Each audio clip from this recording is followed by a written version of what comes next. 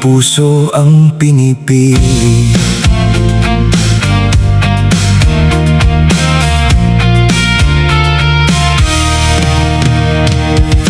Wag lang sa tibok ng puso magpasya, di lahat ng kilig ay panghabang buhay na. May mga ngiting mabilis ding kumupas kapag dumating na ang punos at hirap. Tingnan mo kung paano siya magsalita kapag pagod na at ubos ang sigla. Paano siya magmahal kapag may problema, hindi lang kapag masaya ang eksena.